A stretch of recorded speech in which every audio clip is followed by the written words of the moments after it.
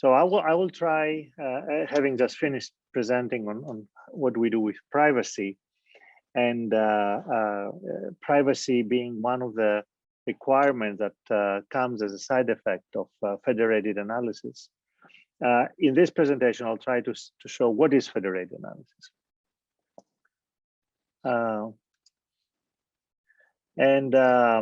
I will give you motivation for this. I'll go into some definition, various challenges that we face, and then how do we federate hospitals to come up with data federations. And MIP example, the medical informatics platform that I presented in the previous session and others have presented earlier in this meeting, is the key example. So we have had a paradigm shift. Even from the 70s, this existed here, but as technology advances, even more so. Let me have my laser pointer.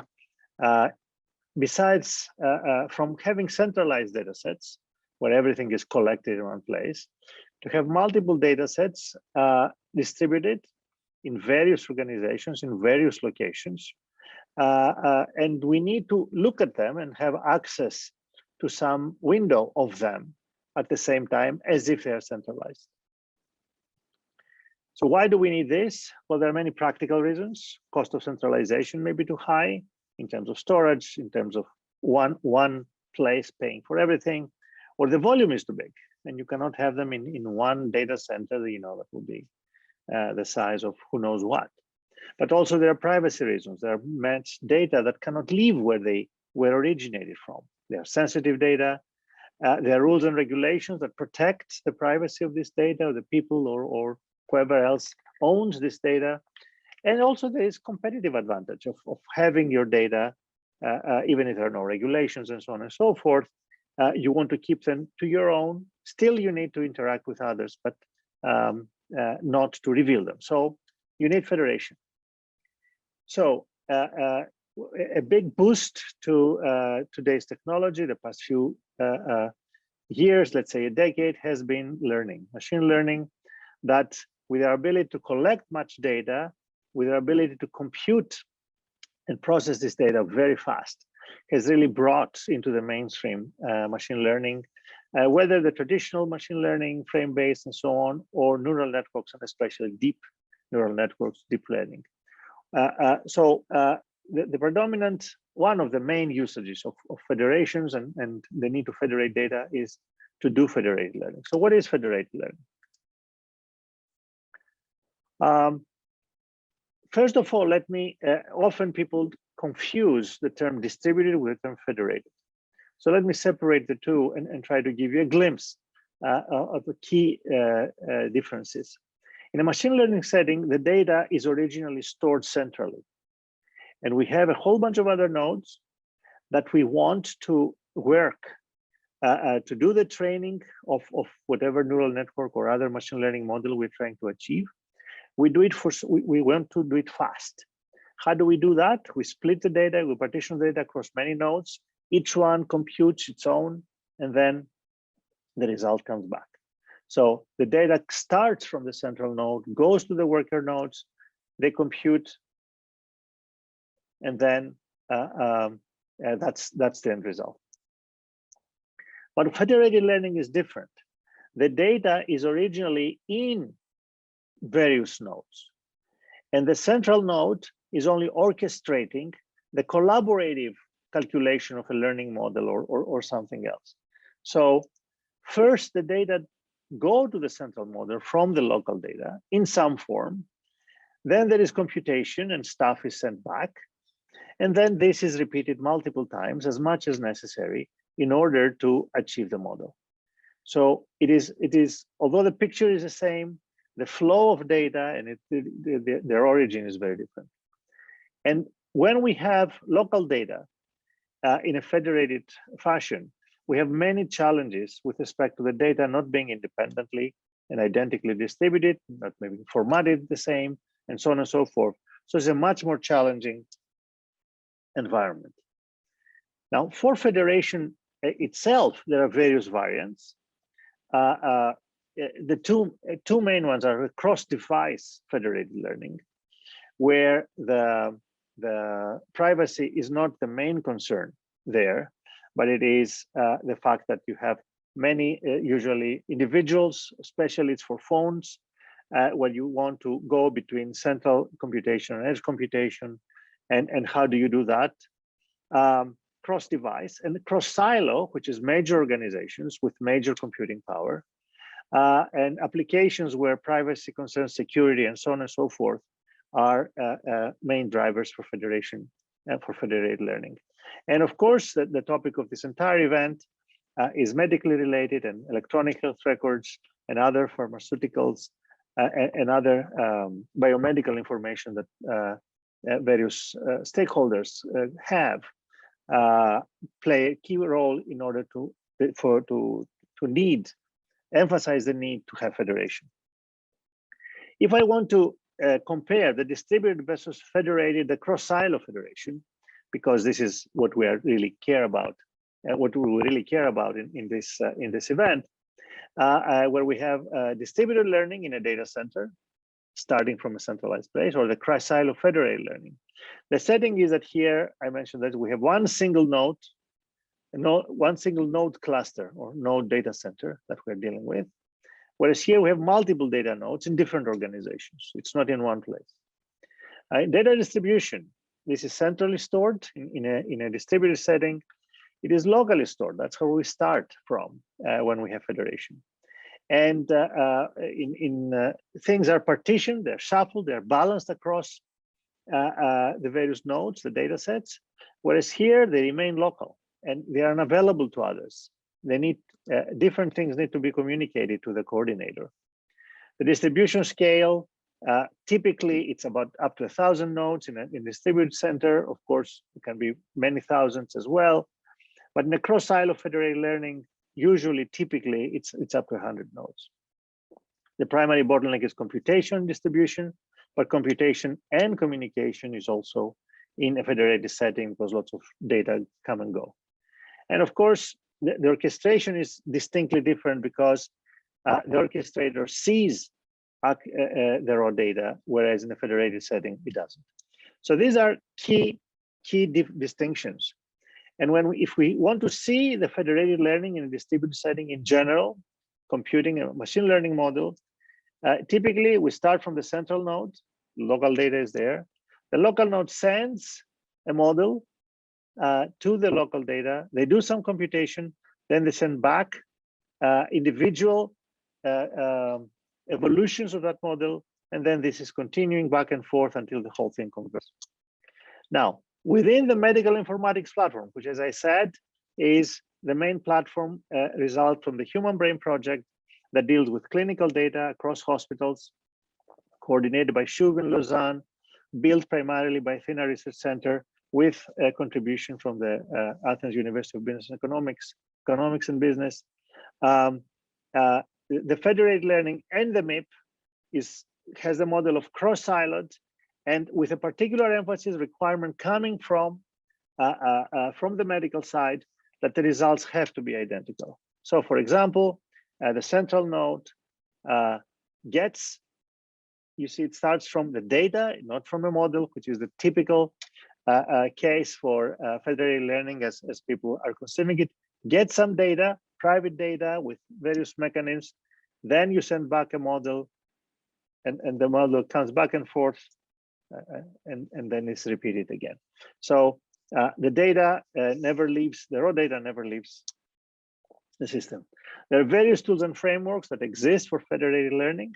I mentioned here a whole bunch of the most prominent ones, and some of them are in the thought and are designed to be used, and some federated learning to happen on top of them because they offer a bunch of flexibility. So this is where to come. What are the challenges in federated learning, which we are facing in the context of the MIP as well? There are statistical challenges. The data sets are unbalanced. Some have few, some have many, and they are very different in terms of distributions. So statistically, they cannot be easily combined. You have to take into account their differences and their peculiarities. The same thing is also, of course, at the more raw storage level. Communication, there are many challenges. There must be efficient and also tolerant, because these are machines, and they may drop down, they may fail. What do you do when you are mid-flight in a computation and you lose a node? Having privacy concerns, doing the federated learning, having a half-baked model. There are techniques that you can use from distributed systems and distributed operating systems, distributed database systems for the fault tolerance aspect. But the fact that you are dealing with models, machine learning models, makes the whole thing much more challenging and complicated, and work is done, continues to be done on this. And of course, how do you reduce communication? Because a lot of coming and going occurs, which is increased by the fact that you need it to be private. So a lot of stuff. And coming to privacy, which is a main concern when you're dealing with the federation of medical data. You have various types of attacks that you're vulnerable to, and in a previous session, Minos Garoufalakis mentioned them. The membership inference attacks try to understand if someone is present, a non-individual in the data set. Reconstruction attacks. What were the points that were used? I mean, a model is not necessarily taking into account everyone.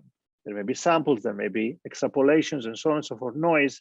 Can we identify what were the original individuals who actually were used as part of a sampling to train a model, where maybe they were biased, and so on and so forth.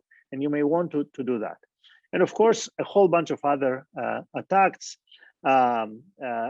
see the model, but also see the updates of the model, intermediate results that you're not supposed to see.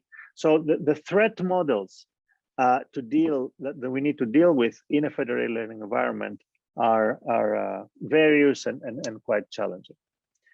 Hospital federation. What do we do in hospitals? I will present our beloved medical informatics platform that we have in eBrains, and how do we do federated learning. Here you see one hospital three boxes in it, so to speak. These are the run-of-the-mills, your daily EHR system and MRI and all the other data sets that are collected from the various instruments and the various activities that exist inside a hospital. And then with some process that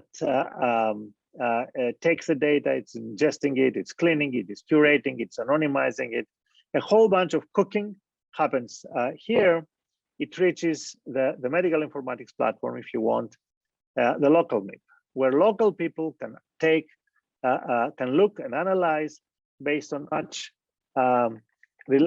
more relaxed conditions because of the rights to access. They haven't left the hospital and so on and so forth, compared to the federated case. But then when we have the federated version of the MIP, where here the purpose is to be disassociated, further processing is happening to bring the data here. And this is now what is connected to a whole bunch of other nodes like this, other hospitals, research centers, public databases, and so on and so forth, if we can call it a MIP cloud. And the source of this is humanbrainproject.eu, that you can go and check and find what we're talking about.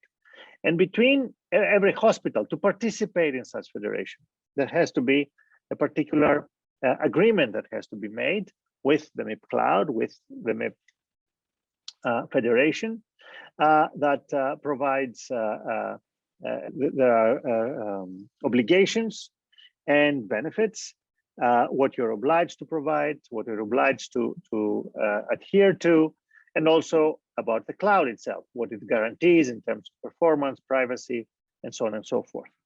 This is the abstract picture of this. And dealing with hospitals within the MIP, there are many challenges that we're facing on the way to do federated learning. The heterogeneous data sets that we have in hospitals, starting from different machines. Is it Siemens? Is it Philips? Is it something else that does this or the other imaging, for example? Is it how the schema was formed? Is it Epic or something else that is used for the electronic health records? Lots of heterogeneity. The schema is changing. Not only it's heterogeneous to begin with, but maybe evolving. So how do you do this? The data, there are many data sets that have semantic differences.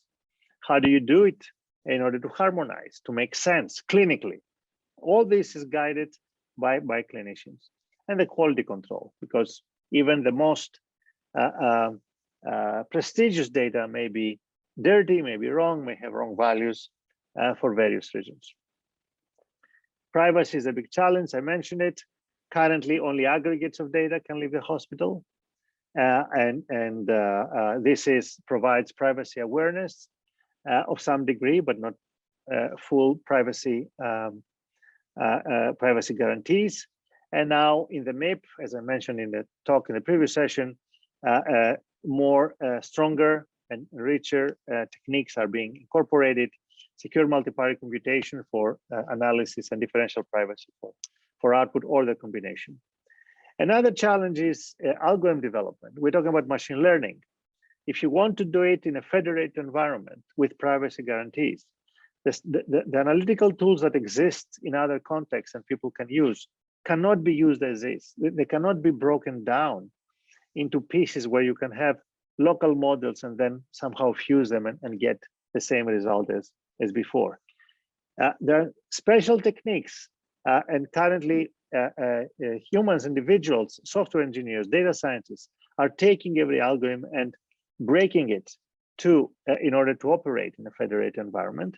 And also meta techniques are being developed in order to do that automatically. And what are the limits of that? There are algorithms that you cannot federate. They have to be centralized. But what are the characteristics that allow us to do this versus not? It's still under investigation. Another main challenge is scalability. The MIP installations are really growing, as it was mentioned earlier by myself, but also even before from SHUV colleagues. We're currently 34 hospitals and shooting for 60 in the next couple of years. New federations are being brought in. How all the data that is collected there, even for specific diseases, dementia, Alzheimer's, Parkinson's, and so on, can be federated and machine learned. So this is the status.